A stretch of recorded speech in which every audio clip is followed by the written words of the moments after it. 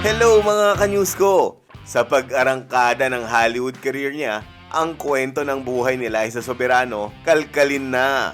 Si Hope Elizabeth Hanley Soberano o Liza Soberano sa mundo ng showbiz ay ipinanganak noong January 4, 1998 sa Santa Clara, California. Siya ay anak ng isang Pilipinong ama na si John Castillo Soberano at isang Amerikanang ina na si Jacqueline Elizabeth Hanley. Siya ay lumaki sa Visalia, California sa poder ng kanyang paternal na lolo at lola nang maghiwalay ang kanyang mga magulang. Nang siya ay 10 taong gulang ay isinama siya ng kanyang ama pabalik sa Pilipinas para manirahan dito kasama ang ibang mga kamag-anak. Nakilala ang aktres sa kanyang mga pinagbidahang papel sa mga romantic comedies at drama. Nag-umpisa ang karir ni Liza sa mga supporting roles sa telebisyon at pelikula bago niya nakuha ang malaking break sa kapamilya TV series na Forevermore noong 2014. Dito na namayagpag ang karir ni Liza Soberano matapos gampanan ang role ni Maria Agnes Calay na isang strawberry farmer sa Baguio City. Ka-love team niya si Enrique Hill na gumanap naman bilang si Alexander Sander Grande III. Ang huling episode ng serye ay nakakuha ng 39.3% rating na nagpatunay na tagumpay ng TV series at ang kasikatan ni Liza at Ken. Pagdating naman sa pelikula ay nabansagan si Liza bilang box office queen dahil sa mga blockbuster movies nito tulad ng Just the Way You Are, Everyday I Love You, My Ex and Wise at Alone Together. Madalas na bansagan si Liza ng media bilang isa sa mga pinakamagandang mukha sa telebisyon, lalo na sa pagganap ng aktres sa romantic comedy TV series na Dolce Amore. Pero para kay Liza, mas gusto raw niya na ma-recognize dahil sa kanyang kumpiyansa at tapang na tanggapin ang iba't ibang roles. At hindi lang dahil sa pagkakataon ng magandang muka. I appreciate it,